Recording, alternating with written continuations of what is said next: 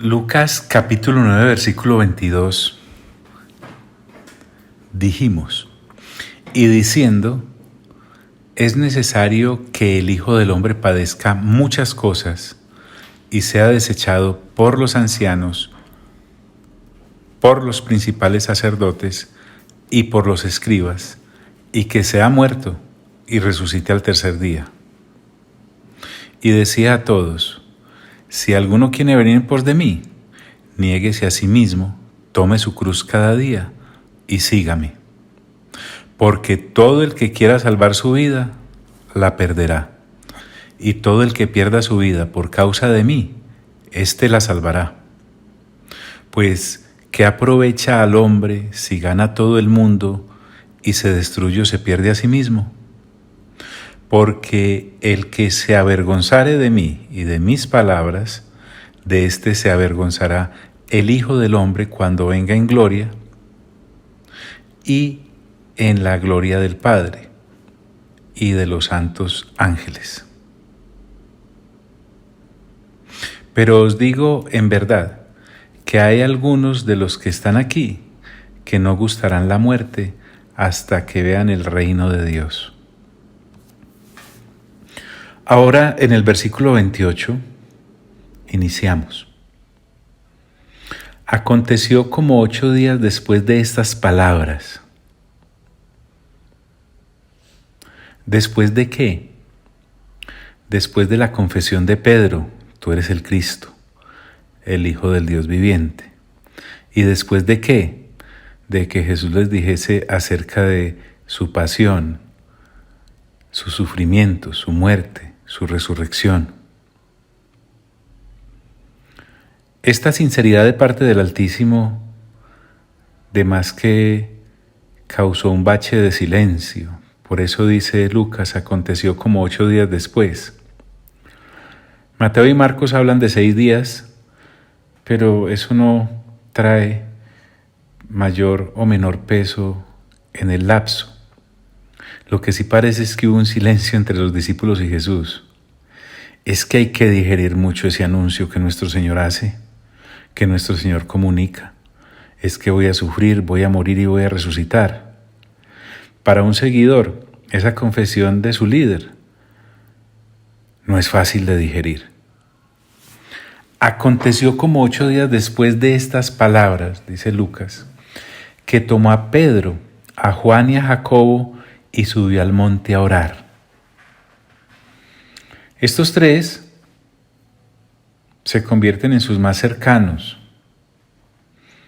A estos, recordemos, fue a quienes llamó para que lo acompañaran a lo de la hija de Jairo. Y más adelante van a ser los que lo estén acompañando en el huerto de Getsemaní. Sube al monte buscando un lugar solitario, lejos de las aglomeraciones. Y Lucas es el único de los 3 evangelistas, porque este pasaje que vamos a mirar está también en Mateo y en Marcos, que hace el énfasis en la oración. Es que Lucas toma muy en serio el asunto de orar, la oración con la que el Señor Jesús baña cada uno de sus actos.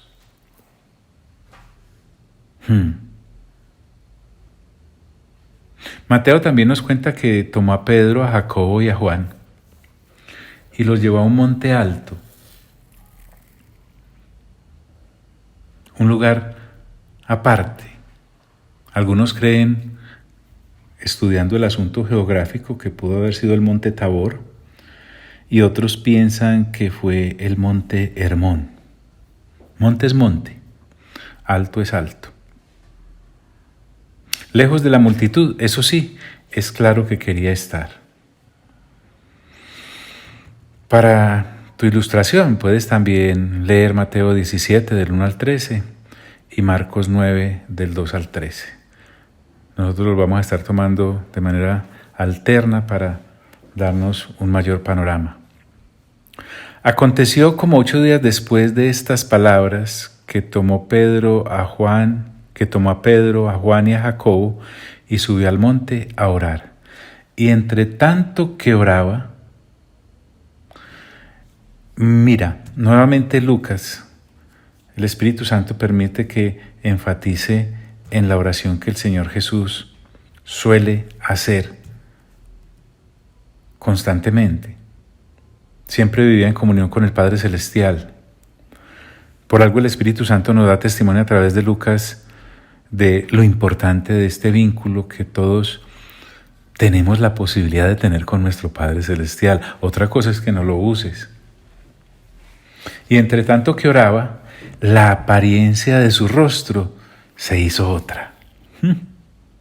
Miren, el Señor está a punto de mostrarnos, y nos incluimos, por favor, no como espectadores, es que las Escrituras nos han sido dadas para testimonio. Está a punto de mostrarnos su naturaleza divina, su eternidad, su gloria, que es trascendente aún en los cielos.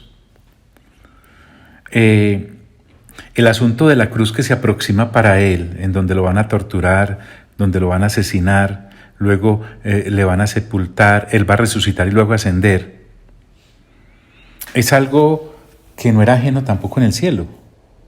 La intimidad con su Padre lo mantenía en completo conocimiento de lo que su Hijo está haciendo. Su apariencia, la de su rostro, se hizo otra. Mateo dice que se transfiguró delante de ellos. Está hablando de una metamorfosis. La misma palabra que se usa en Romanos 12:2 cuando dice que debemos ser transformados por medio de la renovación de nuestro entendimiento. En otras palabras, el Señor Jesús se transformó delante de ellos. Y dice Mateo que resplandeció su rostro como el sol. Oiga bien, como el sol. Y lo único que me ocurre decir con respecto a esto es que su brillo era brillantísimo, pues para usar el límite de las palabras que se nos permiten. El mismo Lucas, más adelante, en el 9:37, cuando están descendiendo del monte, él dice de esta manera: al día siguiente, cuando descendieron del monte, le da mayor énfasis al horario como tal, porque si descendieron al día siguiente de este hecho que vamos a narrar hoy, es porque era de noche cuando el Señor Jesús se transformó delante de sus discípulos. Entonces, el brillo y el esplendor en medio de la oscura noche fue definitivamente indescriptible. Sí, se transfiguró delante de ellos. Lucas, como médico serio, dice: la apariencia de su rostro se hizo otra, y su vestido blanco y resplandeciente. No dejan pasar detalle. También toda su ropa sufrió una transformación. Vuelvo a decirte, recordemos que el Señor Jesús estaba orando. Mateo dice: sus vestidos se hicieron blancos como la luz. Oiga, no es que estaban recibiendo luz, es que eran luz en sí mismos. Sus vestidos, dice Marcos, se volvieron resplandecientes, muy blancos como la nieve. Es que la nieve tiene un blanco muy puro. Y agrega, para aquellos que hacemos labores domésticas, tanto que ningún lavador en la tierra los puede hacer tan blancos. O sea, no hay jabón que pueda lograr el blanco que los vestidos del Señor irradiaban. Hay referencia a esta gloria en varios capítulos y varios versículos de las Sagradas Escrituras. Por ejemplo, en Marcos 14:62, le dice a la gente: yo soy, y veréis al Hijo del Hombre sentado a la diestra del poder de Dios y viniendo en las nubes del cielo. Está refiriéndose a esa gloria que ahora los discípulos están viendo. En Juan 17:5, él hablando con el Padre le dice: ahora pues, Padre, glorifícame al lado tuyo con aquella gloria que tuve contigo antes que el mundo fuese. Es que no es que el Señor estuviera adquiriendo gloria, es que esa gloria es de Él, solo que recordemos que se hizo semejante a los hombres. Gloria que, por ejemplo, Esteban vio en el 7:55 de Hechos, cuando dice, pero Esteban, lleno del Espíritu Santo, puestos los ojos en el cielo, vio la gloria de Dios y a Jesús, que estaba a la diestra de Dios. Mira la Trinidad en un solo versículo. Esteban, lleno del Espíritu Santo, que es Dios, mirando la gloria de Dios el Padre y viendo al Señor Jesús, que es Dios, a la diestra de Dios el Padre. Ahí está. Yo no sé por qué la gente pierde. Y su vestido blanco y resplandeciente. Ya sabe, pues. No para la situación. Y he aquí 2 varones que hablaban con él. 2 varones diferentes a Pedro, a Juan y a Jacobo, que de suyo son invitados de excepción a este evento. El Señor Jesús subió con ellos. Pero aquí hay 2 varones distintos. Y me dice Lucas, los cuales eran Moisés y Elías. Ay, no. Discúlpeme, pues. Nosotros ya no andamos buscando añadiduras, por lo tanto no tenemos afán. Recordemos que Moisés es el representante de la ley. Es más, Moisés en sus escritos señala que todo el orden sacrificial del Antiguo Testamento, del Antiguo Pacto, señalaba a Cristo. Y Elías, como representante de todos los profetas y de todo el orden profético, nos recuerda que todos los profetas señalaban a Cristo en cada una de sus intervenciones. Por ejemplo, lo que ya vimos en Isaías 53. Entonces, Moisés y Elías, ambos, están con el Señor Jesús en este momento, porque todo el Antiguo Testamento señala a Cristo como la culminación de todo lo que el Antiguo Testamento dice. Y este hecho cruz que se aproxima, que él ya ha anunciado, es también visto desde el Antiguo Testamento como Sagradas Escrituras, de manera que todos los eventos que rodean al Señor Jesús están ya, permítame decirlo nuevamente, narrados en las Sagradas Escrituras contenidas en el Antiguo Testamento. Sí. Entonces, estos 2 varones que hablaban con él, el uno es Moisés y el otro es Elías.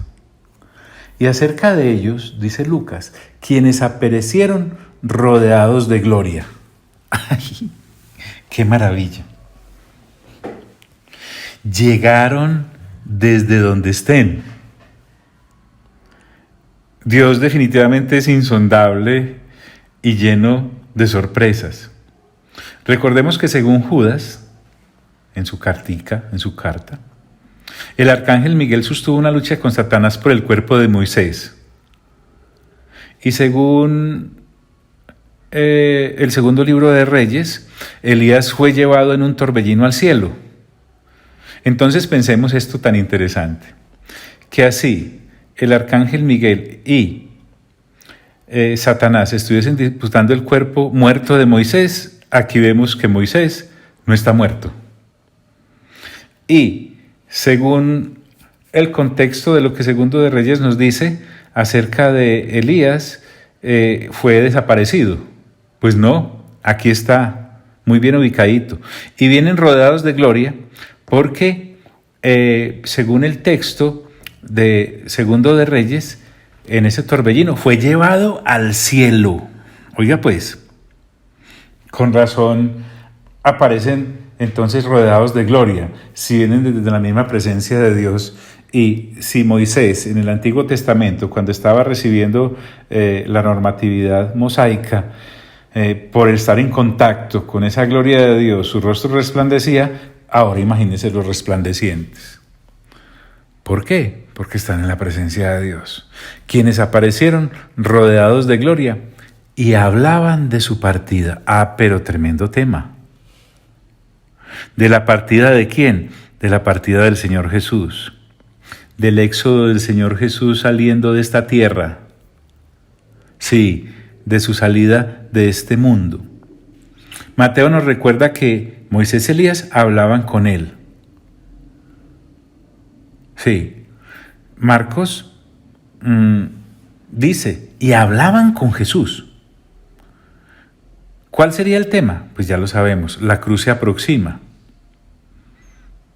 Pero si nos damos cuenta, hombres como Pedro, Juan y Jacobo y los otros 9 que estaban allá abajo, esperando a ver qué ocurría, no podían apreciar ni entender el asunto que el Señor Jesús les acababa de decir unos días antes, que tenía que ir a Jerusalén, ser despreciado por los ancianos, por los principales sacerdotes y por todos aquellos que supuestamente eran los que representaban a Dios.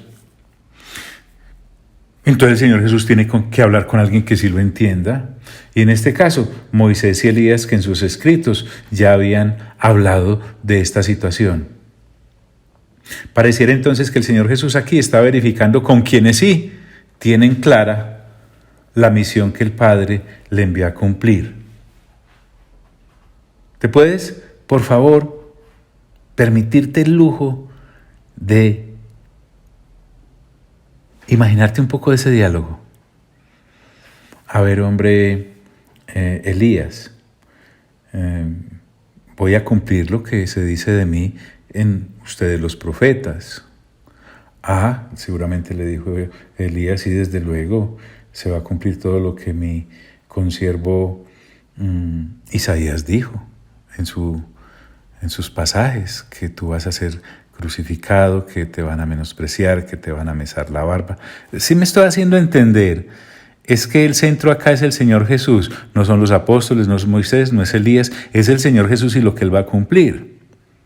Y Moisés, por ejemplo, allá en Deuteronomio hablaba de que se levantaría un profeta como él. Y se estaba refiriendo precisamente al Señor. Sí, estos dos, clarita, sí la tenían. Y hablaban de su partida, que iba Jesús a cumplir en Jerusalén. Vuelvo y te digo, el Señor Jesús es el centro de la ley. El Señor Jesús es el centro de la profecía. En ningún momento el centro de la ley es Moisés. Y en ningún momento el centro de la profecía es Elías. Que iba Jesús a cumplir en Jerusalén, es que Él vino a cumplir, a eso vino, a cumplir el plan del Padre. Y tenía que ser en Jerusalén porque recordemos que en esa ciudad era donde se mataban a los emisarios de Dios. Terrible rol, el de la ciudad. Sí. Quienes aparecieron rodeados de gloria y hablaban de su partida, que iba Jesús a cumplir en Jerusalén. Y Pedro, dice Lucas, y los que con él estaban rendidos de sueño. ¿Por qué rendidos de sueño? Es que las jornadas con el Señor Jesús, eso se era trabajando de sol a sol. Eran duras, cansados, difícil seguir el ritmo a mi Señor. Y para acabar de ajustar, bien fatigados, el Señor Jesús se deleitaba descansando, reposando en la comunión con el Padre a través de la oración. Muchas cosas tenemos que aprender, los que somos discípulos del Señor. Y Pedro y los que con él estaban rendidos de sueño, pero eso sí, mas permaneciendo despiertos, lograron sobreponerse. Sí, es que el sueño quiere vencernos a veces, pero es más el deleite que nos aguarda en la comunión con el Padre. Hombre, si uno a veces, para cumplir misiones temporales, por ejemplo, recuerdo que en esas épocas duras de exámenes importantes en la universidad, uno era ahí caído de sueño. ¿Y sabe qué hacíamos? Metíamos los pies en agua fría. Y eso, desde que uno tenga los pies fríos, nadie duerme. Y estudiando, y se tragaba uno los códigos y los libros necesarios. ¿Cuánto más para permanecer en comunión con el Padre? Mas permaneciendo despiertos, ahí viene, vieron la gloria de Jesús. Miren, este asunto de haber visto la gloria del Señor Jesús marcó tanto la vida de los apóstoles, que por lo menos Pedro y Juan, que escribieron epístolas, que uno de ellos escribió Evangelios y escribió el Apocalipsis, Lo recuerdan años después, décadas después. Jacobo pues no alcanzó a escribir nada porque recordemos que fue asesinado en Hechos capítulo 12. Pero por ejemplo, Pedro en su segunda carta, en el capítulo 1, versículo 17 al 18 dice: pues cuando él recibió de Dios Padre honra y gloria, le fue enviada desde la magnífica gloria una voz que decía: este es mi Hijo amado, en el cual tengo complacencia. Y miren lo que dice Pedro: y nosotros oímos esta voz enviada del cielo cuando estábamos con él en el Monte Santo. Una experiencia de estas marca, claro que marca. Y el mismo Juan, en 1 de Juan capítulo 1, versículo 1 al 3, dice: lo que era desde el principio, lo que hemos oído, lo que hemos visto con nuestros ojos. Qué hermoso. Pedro habla de lo que oímos y Juan habla de lo que vimos. Lo que hemos contemplado y palparon nuestras manos tocante al verbo de vida, porque la vida fue manifestada y la hemos visto y testificamos y os anunciamos la vida eterna, la cual estaba con el Padre y se nos manifestó. Lo que hemos visto y oído, eso os anunciamos, para que vosotros tengáis comunión con nosotros, y nuestra comunión verdadera es con el Padre y con su Hijo Jesucristo, que los marcó, así estuviesen medio dormidos. Vieron la gloria de Jesús, me dice Lucas. Y a los dos varones que estaban con él, Moisés y Elías. ¿Con quién estaban? Con Jesús. Venga para acá. Quiero aclarar esto muy bien, porque el texto es amplio en información, pero estricto en cuanto a su aplicación. Observe que Moisés y Elías hablaban con Jesús. En ningún momento con Pedro, o con Juan o con Jacobo. ¿Por qué? Porque solo el Señor Jesús tiene acceso a ellos. Punto. Aquí no vemos a Pedro preguntándole: ¿por qué se vestía así usted, Elías? No. O Moisés, ¿usted por qué quebró las tablas lleno de...? No. El asunto es entre el Señor Jesús y los dos, Moisés y Elías, y no entre los testigos que llevó Pedro, Juan y Jacobo, y Moisés y Elías, y los dos varones que estaban con él. Y sucedió, dice Lucas, que apartándose ellos de él, es decir, Moisés y Elías, después de hablar con el Señor Jesús, se apartaron, porque es que falta más.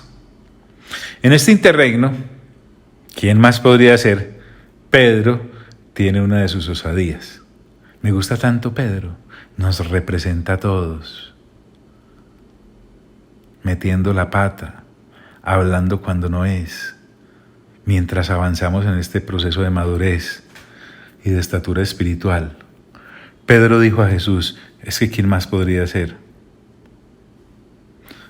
Bueno, observen que aquí de igual modo Pedro se dirige a Jesús, no a Moisés y a Elías. Pedro le dice a Jesús, ¿qué le dice? Maestro, bueno es para nosotros que estemos aquí. Le dice maestro porque habla con su rabí. Mateo nos cuenta que le dijo Señor. Bueno es para nosotros que estemos acá. Miren ahí, parece bonito, pero a la vez es feo porque dice, bueno es para nosotros. ¿Te das cuenta? El confort de la gloria y la presencia de Dios vale la pena conservarlo. Aquí Pedro solo está pensando en él. Tal vez en Juan y Jacobo, pues porque estaban ahí, pero él no está pensando en el resto de la humanidad, que está perdida y necesita un Salvador y un Redentor en la cruz. No.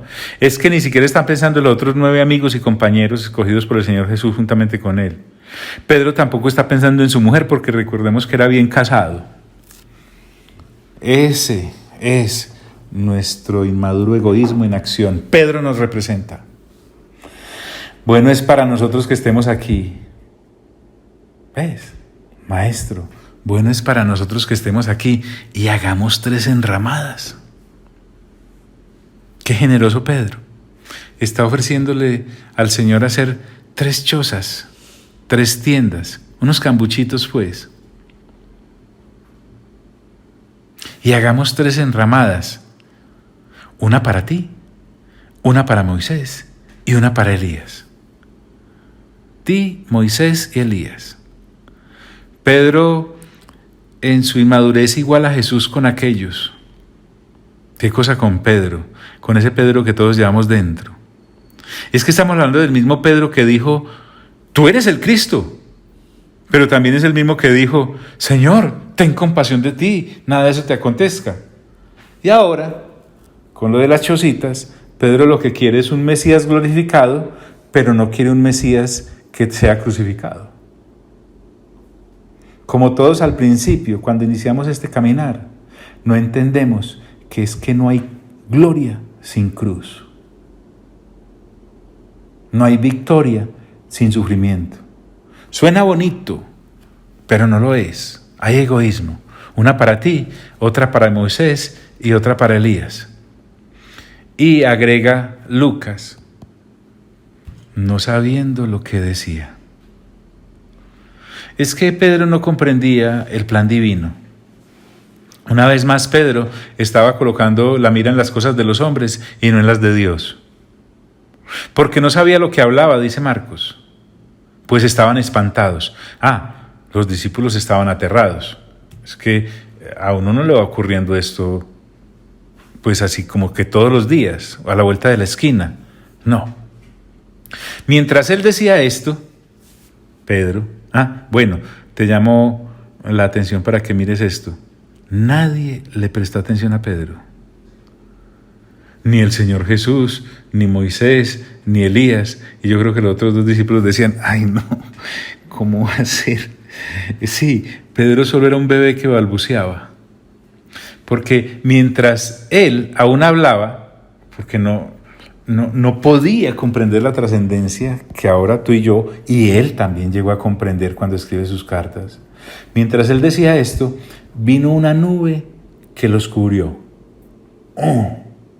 Faltaba un actor muy especial por llegar, Dios el Padre. Y uno pensando en chozas. Una nube los cubrió, una nube de luz. Es el Padre mismo. Dice Marcos, entonces vino una nube que les hizo sombra. Miren, yo no tengo afán, pero permítame ilustrarle qué hay detrás de esta nube. Mejor dicho, no qué, quién hay detrás de esta nube. En Éxodo 13, del 21 al 22 dice, y Jehová iba delante de ellos, usted y yo ya sabemos que estamos hablando del pueblo de Israel, de día en una columna de nube para guiarlos por el camino, y de noche en una columna de fuego para alumbrarles, a fin de que anduviesen de día y de noche. Nunca se apartó de delante del pueblo la columna de nube de día, ni de noche la columna de fuego. En Éxodo 19:9, entonces Jehová dijo a Moisés, he aquí yo vengo a ti en una nube espesa, para que el pueblo oiga mientras yo hablo contigo, y también para que te crean para siempre. Y eso no queda ahí. En Números 9, del 15 al 23, dice, pero es que escuche el poder de esto.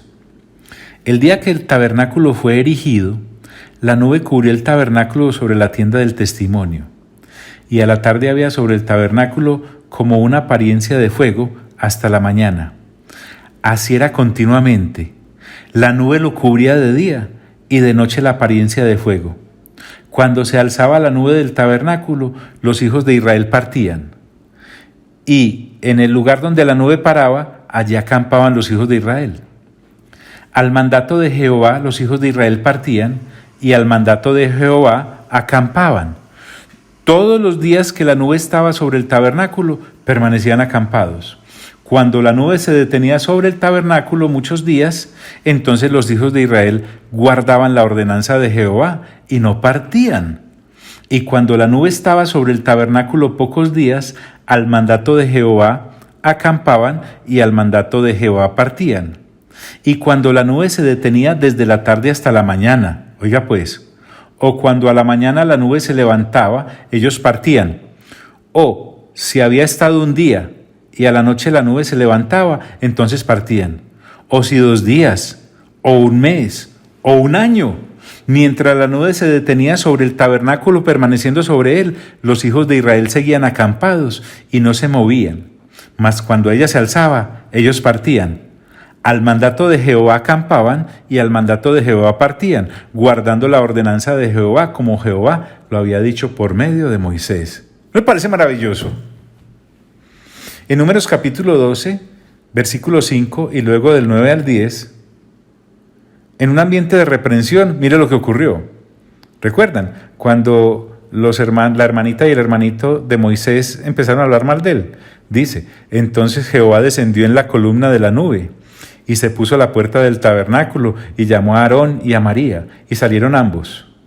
Y luego de que los reprende, dice, entonces la ira de Jehová se encendió contra ellos y se fue. Imagínate, el Señor se fue, bravo. Y la nube se apartó del tabernáculo y he aquí María estaba leprosa como nieve y miró a Aarón a María y he aquí que estaba leprosa. En Primera de Reyes, capítulo 8, del versículo 10 al 11, ocurrían cosas así en el santuario que erigió este señor Salomón. Dice, y cuando los sacerdotes salieron del santuario, la nube llenó la casa de Jehová, y los sacerdotes no pudieron permanecer para ministrar por causa de la nube, porque la gloria de Jehová había llenado la casa de Jehová. En el mismo Evangelio de Marcos, en el capítulo 13, versículo 26, el Señor Jesús les advierte a sus detractores, entonces verán al Hijo del Hombre que vendrá en las nubes con gran poder y gloria. Eso sí que los hizo ensoberbecer. En Primera de Tesalonicenses capítulo 4, versículo 17, se nos menciona también la nube como referencia al transporte de Dios. Luego nosotros, los que vivimos, los que hayamos quedado, seremos arrebatados juntamente con ellos en las nubes para recibir al Señor en el aire, y así estaremos siempre con el Señor. Y en Apocalipsis no nos podíamos quedar atrás. Dice el 14:14 de Apocalipsis, miré, y he aquí una nube blanca, y sobre la nube uno sentado, semejante al Hijo del Hombre, que tenía en la cabeza una corona de oro y en la mano una hoz aguda. Sí, vino una nube que los cubrió. Disculpen la emoción, como decía un predicador, yo no predico por emociones, pero sí me emociono cuando predico. Vino una nube que los cubrió y tuvieron temor al entrar en la nube. ¿Quién no? Esa es la respuesta humana a tal gloria que se aproxima cuando Dios llega. Lo lindo es que Dios también los cubrió a ellos.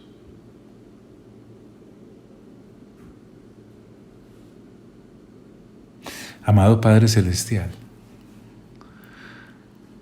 gracias por recordarnos que tu presencia siempre ha estado acompañándonos.